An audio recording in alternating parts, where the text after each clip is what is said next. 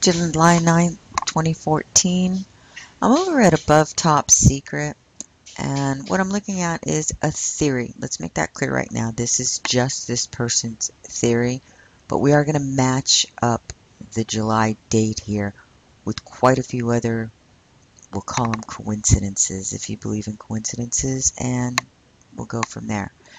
In this theory, they're talking about IMF's Christine Lagarde's weird January speech where she talked about the magic number 7, and people said she was using numerology and a lot of occult terminology, and they believe she was sending a message.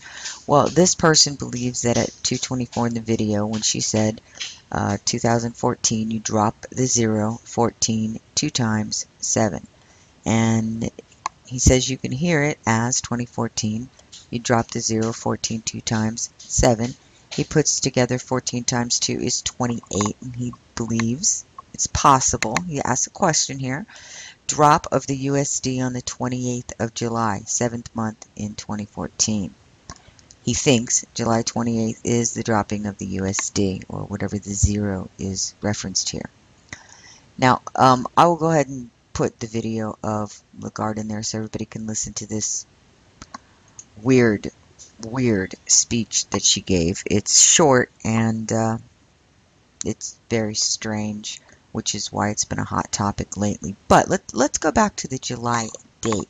There's been a couple things that have happened in early July. Basically, the Watchmen are being silenced. Let's start with July 4th. Hagman and Hagman. 666 seconds until broadcast on July 4th. They report that the plug was pulled on their show. It was only the second time that a special guest by the name of W was to be on. Okay, to continue, because my microphone so rudely interrupted me.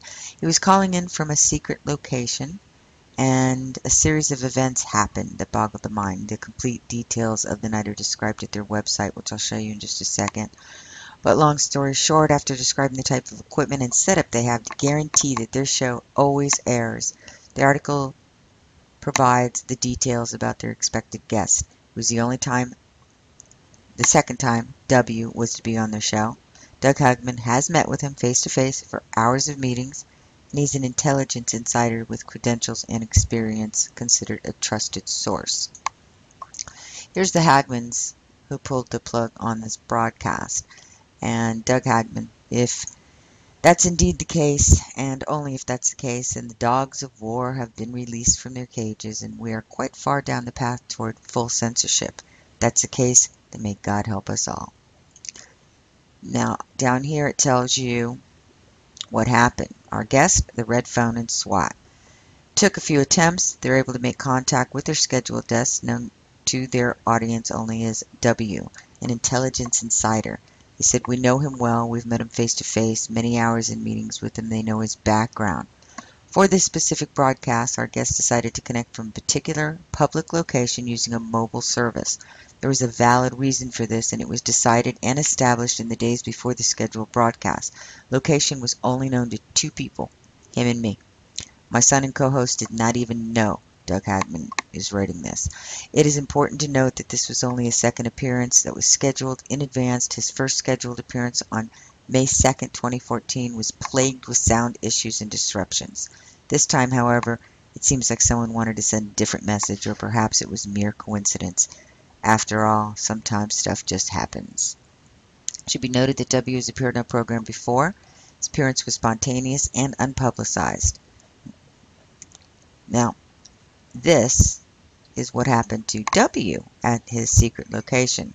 Following a series of text communications from the guest, the red phone lit up. On the other end of the line was W calling from the predetermined broadcast locations, and he said, "You're not going to believe this." That moment, 2 unmarked but very visible SWAT vehicles, staffed by uniformed members of local militarized police agency, made their presence known to him in a very obvious manner, having arrived several minutes after he was settled in. There was no drama associated with their presence except for their presence. They were not engaging him or otherwise threatening him, they were just there. Okay, so that's the Hadmans. Their show was completely shut down when this intelligence insider was going to be on it. 2 days later, X22 report, Dave, he wrote a piece on the economy about how Spain is now taxing depositors' money, creating their own bail-in, much like Cyprus did. Started off low, ended up taxing them 47%, supposedly just to go after, the people with money, the wealth, but everybody got nailed. Then Spain, Ukraine is doing the same thing, and as Dave correctly states, this is how it starts. It's begun nothing less than mini bank deposit seizure, is what he called it. Now, as I wrote, one country after another with China, Russia, and others bypassing the dollar. It's only a matter of time before the U.S. does the same thing Cyprus did, and now Spain is doing, and starts seizing bank accounts because when the USD is no longer the world reserve currency, we can't continue to print money with nothing to back it up, and our debts will come due, and we won't be able to pay them. But the point here is, right after this video from Dave came out, and I wrote it up, video disappeared, but I didn't find out till the next morning until Dave emailed asking to help because YouTube banned his account for no reason and never gave him a warning. So a lot of people joined in. Rents, quite a few others reported on X22 being banned. We did here at Before It's News. We reported on it also. We got some big links. Steve Quayle linked, helping to get the word out. And finally, by the end of the day, the same day, a lot of people called and wrote in and helped here.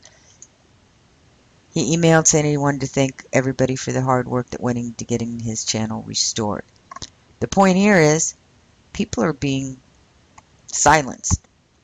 Basically, people who are reporting on the collapse, reporting what's going on, how close it is. People have warned for quite a while now that the games, the manipulations, the schemes would stop working and the dollar was going to collapse, which would collapse the whole economy and much around the global economy as well. So you have the Hadmans, you have Dave, you have this weird woman saying, implying, basically everybody believes that she's talking about July. Something substantial is going to happen. Again, you can listen to that. I'll go ahead and put that in the article associated with the video below this video so you can listen to that whole thing as well. So the question is, who's doing this? Who's silencing the people that are consistently warning about the problems? Who's silencing the Hadmans? And is this a preface to the dollar finally crashing? Just something to think about.